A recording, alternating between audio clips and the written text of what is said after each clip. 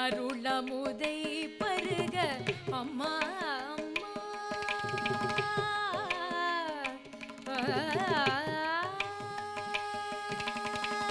அருளமுதை பருக அம்மா அம்மா அருளமுதை பருக அம்மா அம்மா என்று அலறுவதை கேட்க ஆனந்தம்மா அருளமுதை பருக அம்மா அம்மா என்று அலறுவதை கேட்க ஆனந்தம்மா ஒரு புகழேந்தி உன் திருவடி பணிந்து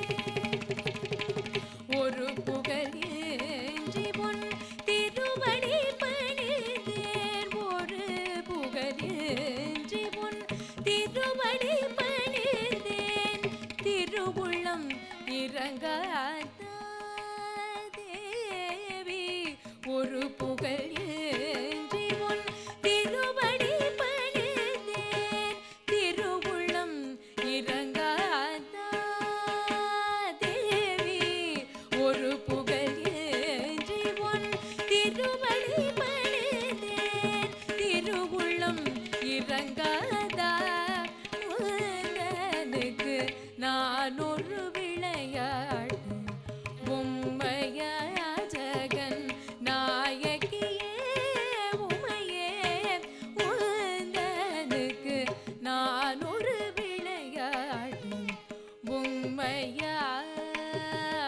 பொம்மையா பொம்மையா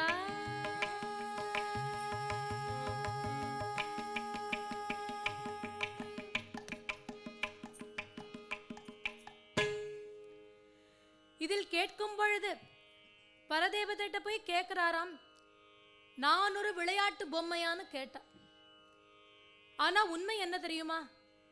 நம்ம எல்லாருமே பொம்மை தான். அவள் சக்தியினால் அவள் தான் நம்ம அத்தனை பேரையும் இயக்கின்றிருக்கா.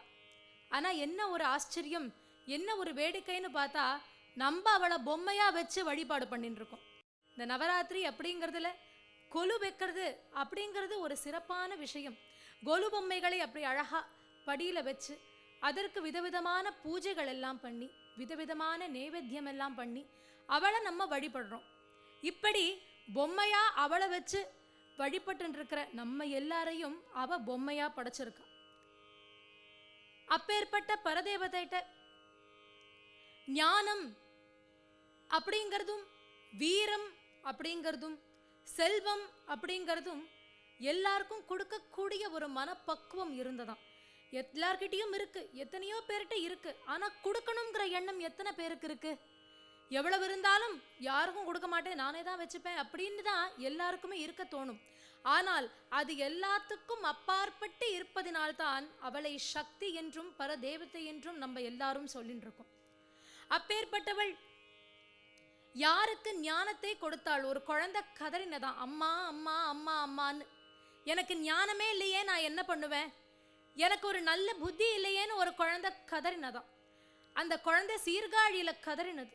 அப்பேற்பட்ட குழந்தைக்கு கவலைப்படாதடா கண்ணா, உனக்கு எல்லா ஞானமும் வரும் பாருன்னு ஞானத்தை எப்படி ஊட்டினான்னா பாலின் மூலமாக ஊட்டினாலும். ஞான பாலை கொடுத்தாள். அப்படி வந்தவர் தானே திருஞான சம்பந்தர்ங்கிறவர். அப்படி திருஞான சம்பந்தர் இன்னைக்கு நம்ம எல்லோரும் போற்றும் வண்ணம் அவர் இருந்துருக்காருன்னா அதுக்கு முக்கிய காரணம் பரதேவத்தை அவருக்கு கொடுத்த அந்த ஞான சக்தி தானே. அப்பேற்பட்ட தேவி ஞானம் செல்வம், அதாவது கல்வி அப்படின்னு சொல்லக்கூடிய ஞானம் செல்வம் வீரம் இவை அனைத்தையும் நமக்கு தரக்கூடிய ஒரு பெரும் விழா தான் இந்த நவராத்திரி அப்படிங்கிறது. இதில் முதல் 3 நாட்கள் துர்க்கையை நாம் வழிபாடு செய்ய வேண்டும். இதுல துர்க்கை அப்படிங்கிறவ நமக்கு என்ன பண்றா? வீரத்தை தரக்கூடிய பரதேவத்தையா இருந்துன்ற காலம். துக்கத்தை நீக்கறாளாம், துக்க நிவாரணின்னு பேர் அவருக்கு. மங்கள ரூபினின்னு பேர். மங்களத்தை நமக்கு அள்ளித்தரக்கூடிய தெய்வம் இல்லையா? மங்கள ரூபினி மதியனி சூலினி மதபாணியனே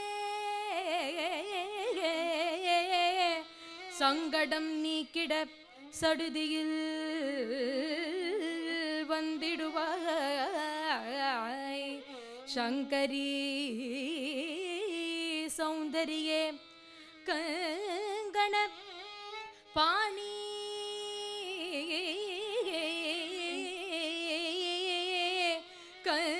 கங்கணப்பாணியன் கனிமுகம் கண்டனல் கற்பக காமினியே ஜய ஜய சங்கரி கௌரி கிருபாகரி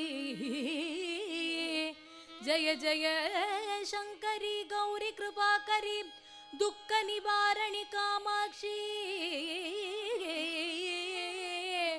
ஜய ஜய சங்கரி கௌரி கிருபாகரி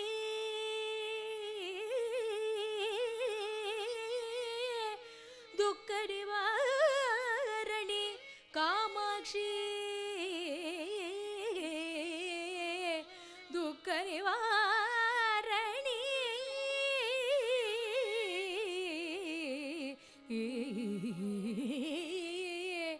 ஜய ஜய சங்கரி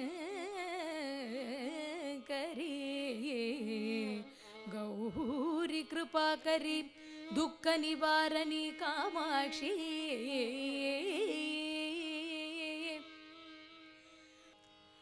ஸ்ரீ துர்கை சித்தர் அவர்கள் எத்தனை அழகா இந்த அஷ்டகத்துல சொல்லியிருக்கார் இந்த துக்க நிவாரணிய பத்தி. அவர் சொன்ன ஒரு வார்த்தையும் என்னவென்று சொல்வது. அப்படி இதில் சொல்லும் பொழுது முதல்ல ஆரம்பிக்கிறச்சையே மங்கள ரூபினின்னார். எப்பொழுதும் முடிக்கிறச்சதானே மங்களத்தை சொல்வோம், இவர் என்ன ஆரம்பத்தையே மங்களம் சொல்றாருன்னு யோசிக்கலாம். ஆனா அவர் என்ன சொல்றார், மங்களமா ஒரு விஷயம் ஆரம்பிச்சாச்சுன்னா அது மங்களமா தான் முடியும். அதனால சுபமா சோபனமா மங்கள ரூபினின்னு ஆரம்பிச்சாராம். அப்பேற்பட்ட பரதேவதை, அவளோட பேரெனவோ துர்கை. இந்த துர்கம் அப்படிங்கிறதுக்கு என்ன அர்த்தம்னு பார்த்தா அரண் அகிழ் இப்படியெல்லாம் பொருள் உண்டு. எப்படின்னா ஒரு நாட்டை இந்த அரண் அகிழ் இதெல்லாம் எப்படி பாதுகாக்கிறதோ அது போல நம்ம அத்தனை பேரையும் பாதுகாக்கிற ஸ்வரூபினியா இவ இருந்துட்டு இருக்காளாம். அதனால்தான் இவளுக்கு துர்கைன்னு பேரு. துக்க நிவாரணிங்கிறார். நமக்கு இருக்கக்கூடிய துக்கம் அத்தனத்தையும் நிவாரணம் பண்ணக்கூடிய ஒரு பரதேவதையாக இவர் இருந்துட்டு இருக்கா. அது மட்டும் இல்லாத ஒரு மனுஷனுக்கு பெரிய எதிரி சொல்லும் பொழுது துர்கை நமக்கு வீரத்தை தரா, நம்முடைய எதிரிகளை அழிக்கிறா அப்படின்னு சொல்லுவா. ஆனால் எதிரி அப்படிங்கிறது என்னன்னு முதல்ல நம்ம தெரிஞ்சுக்கணும். நமக்கு இருக்கக்கூடிய பெரிய எதிரி, அதாவது இது 1 2ன்னு எண்ணிக்கை வச்சு சொல்ல முடியாதாம், அத்தனை எதிரிகள் நமக்கு இருக்காளாம். எங்கன்னார் வெளியில எங்கேயும் தேட வேண்டாம், நமக்குள்ளேயே அத்தனை எதிரிகளும் இருந்துட்டு இருக்காளாம். எப்படின்னார் காம குரோதம் லோப மோகம் மதம் ஆச்சரியம் இத்தியாதி விஷயங்களா, போட்டி பொறாமை பொய் பித்தலாட்டம் இப்படி சொல்லிண்டே போலாமா. இந்த ஸ்வரூபங்களாக நமக்கு எதிரிகள் நிறைய இருந்துட்டு இருக்கா. அப்படி அந்த எதிரிகள் எல்லாத்தையும் அழிக்கக்கூடியவள் யாருன்னா இந்த துர்காங்கிறவ தான். துக்கம் அப்படிங்கிறது நமக்கு எப்ப வருது, குரோதம் அப்படிங்கிறதெல்லாம் நமக்கு எப்ப வருது, காமம் அப்படிங்கிறது இருந்தா தான் குரோதம்ங்கிறது பின்னாடி வரும். எல்லாம் டபுளா இருக்கு, காம குரோதம் லோப மோகம் மதம் ஆச்சரியம்னா. ஏன்னா ஒரு பொருள் மேல நம்ம ஆசைப்படுறோம், அந்த பொருள் நமக்கு கிடைக்கலனா அதேட்டு நமக்கு வருதுதான் குரோதம்ங்கிறது.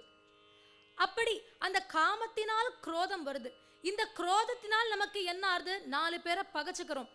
அதேட்டு என்ன ஆறுது, புத்தி மழுங்கி போறது. புத்தி மழுங்கிறதேட்டு என்ன ஆறுது, நமக்கு துக்கம் பிறக்கிறது. ஆக ஆசை அப்படிங்கிறது தான் எல்லாத்துக்குமே ஆணிவேரான எதிரியா இருந்துட்டு இருக்கு. இப்பேற்பட்ட எதிரியை நமக்குள்ள அவ அழிக்கிறாளாம். அந்த துக்கத்தை அந்த விதத்தில் அழித்து நமக்கு நல் சிந்தையை தரக்கூடிய பரதேவதையா இருந்துட்டு இருக்கா. நம்ம சொல்லும் பொழுது கல்வி செல்வம் வீரம் அப்படின்னு தான் சொல்லுவோம். ஆனா அந்த நவராத்திரி வழிபாடுல பார்த்தா முதல்ல துர்கையை வழிபடுறோம்.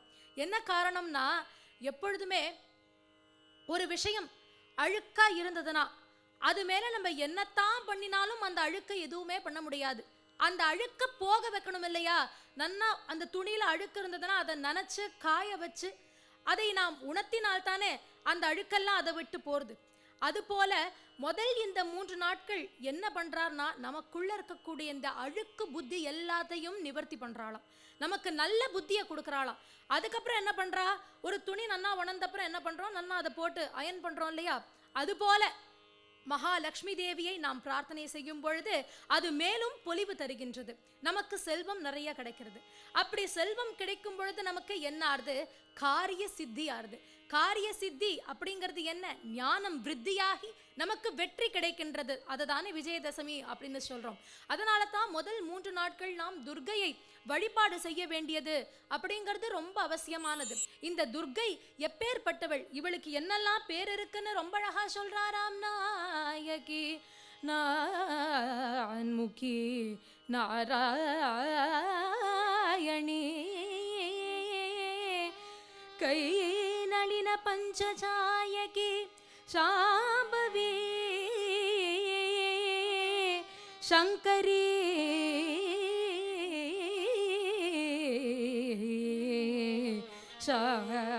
சாமளை சாதின சுபாயகி மாலினி வாராகி சூலினி மாதங்கி ஆயக்கியாத்திய உடைய சரணம் அரண் நமக்கே நமக்கே துர்கா தேவி संरक्षमां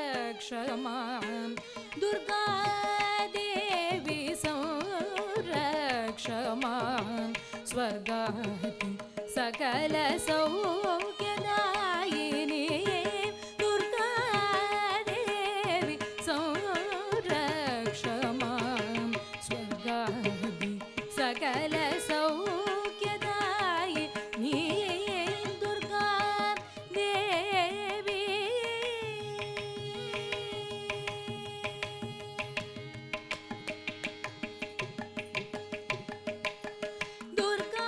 दुर्गासुरादि दैत्यभञ्जनीं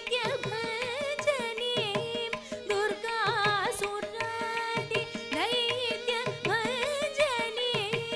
दुर्गति दुराचार विध्वंसिनीं दुर्गासुरादि दैत्यभञ्जनीं दुर्गति दुराचार विध्वंसिनीं वर्गहृदयमोदिनीं गर्गमुनिवरदायिनीं त्रैलोक्यमोदिनीं दुर्गा देवी वर्गहृदयमोदिनीं गर्गमुनिवरदायिनीं त्रैलोक्यमोदिनीं दुर्गा देवी संरक्षमां स्वर्गादि सकल सौख्यदायिनीं दुर्गा देवी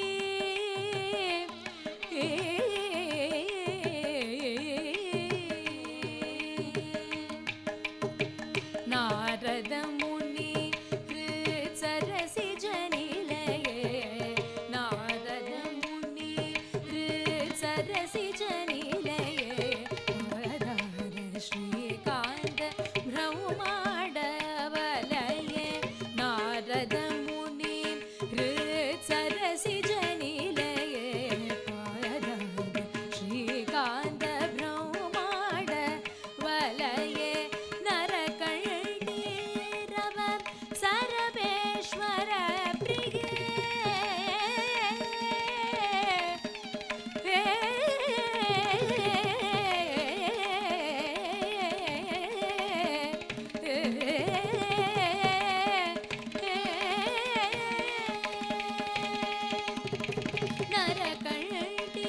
नरकण्ठीरव सरवेश्वर प्रिये नरकण्ठीरव सरवेश्वर प्रिये पावन श्री विद्यानिलये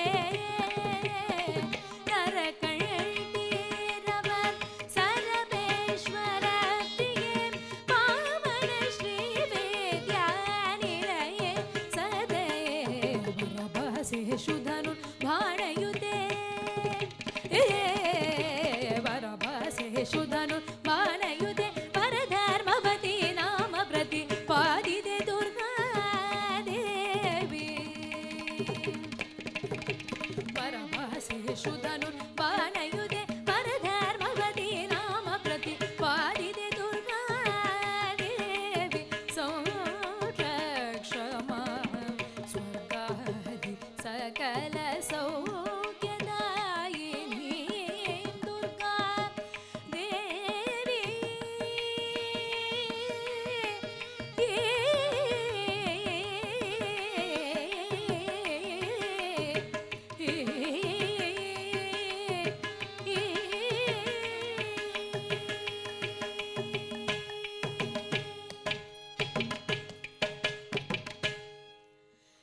ஜெயச்சாமராஜ உடையார் அவர்கள் இந்த பாட்டுல சொல்லும் பொழுது துர்காதேவி சம்ரக்ஷமாம்னர். நம்ம அத்தனை பேரையும் யார் ரட்சிப்பான்னு பார்த்தா சாக்ஷாத் துர்காதேவின்னர். ஜெயச்சாமராஜ உடையார் அப்படிங்கிறவர் ஸ்ரீவித்யா உபாசனை பண்றவர். அப்பேற்பட்ட இந்த ஸ்ரீவித்யா உபாசனை அப்படிங்கிறது பரமக்ஷேமங்களையும் தரக்கூடியது. அவளுக்கு மட்டும் இல்ல, அவளை சுத்தி இருக்கிறவா எல்லாருக்குமே நல்லது பண்ணக்கூடியது. ஆன்மீக அதிர்வலைகள் அப்படின்னு சொல்லக்கூடியது இந்த ஸ்ரீவித்யா தேவியை நம்ம உபாசனை பண்ணும் பொழுது நமக்கு கிடைக்கிறது. அப்பேற்பட்ட ஸ்ரீவித்யா உபாசனைக்கு ரொம்ப ரொம்ப தலைமையாக ஒரு தேவி இருக்கான்னா அது யாருன்னு பார்த்தா சாக்ஷாத் ஸ்ரீ ராஜராஜேஸ்வரி அவதான். ராஜராஜேஸ்வரியான அந்த பரதேவத்தை யுத்தம் பொழுது ரக்த பீஜனை வதம் பண்ணினான். இந்த ரக்த பீஜனை வதம் பண்ண உடனே என்னாச்சு, அடுத்த ராட்சசன் புறப்பட்டானா, நிஷும்பன் அப்படின்னு பேரு. அந்த நிஷும்பனை அவனையும் வதம் பண்ணிடுறா. அவன் பெரிய சைன்யத்தோட போறான். எல்லாம் ஒத்தொத்தரா போறான்னு நினைச்சுக்க வேண்டாம், எல்லாம் பெரிய சைன்யத்தோட அவாவா போறான். அவாவாளுக்கு இருக்கக்கூடிய அபரிமிதமான ஒரு தப்போ வலிமையும் சொல்ல வேண்டிய ஒரு விஷயம். அப்படி இருக்கும் பொழுது இவா எல்லாரும் யுத்தத்துக்கு போறா. முதல்ல ரக்த பீஜன் வதமாறுது, அதன் பிறகு நிஷும்பன் வதம் ஆயிடுறது. நிஷும்பன் வதமான உடனே சும்பனுக்கு ரொம்ப கோபம் வந்துடுத்து. அடுத்து சும்பன் அப்படிங்கிற ராட்சசன் போறாராம். அவன் போன உடனே என்னாருது, அங்கேயும் என்னாருதுன்னா சும்பனை வதம் பண்ணிடுறா.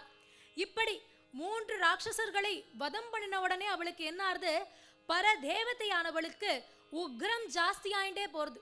ஒத்தனை வதம் பண்ணினாலே உக்ரம் ஜாஸ்தி ஆகும். அப்படி இருக்கும் பொழுது 3 ராட்சசர்களை அடுத்தடுத்து வதம் பண்ணிருக்கா. அப்படி ஒரு உக்ர தேவதையா இருந்துன்ற காலம் அந்த உக்ரம் இந்த உலகம் தாங்க முடியவில்லை. அப்பேற்பட்ட உக்ரமா இருக்கு. அந்த உக்ரத்தை யாராலையும் தாங்க முடியல. பார்த்தா தேவர்கள் எல்லாரும் என்ன பண்ணினா, முனிவர்கள் தேவர்கள் எல்லாரும் சென்று அவளை சாந்தப்படுத்த வேண்டும் அப்படின்னு போய் வேண்டிக்கிறாளாம். அப்படி அவளுக்கு எவ்வளவுக்கு எவ்வளவு கோபம் இருக்கோ அந்த அளவுக்கு கருணையும் இருக்கே.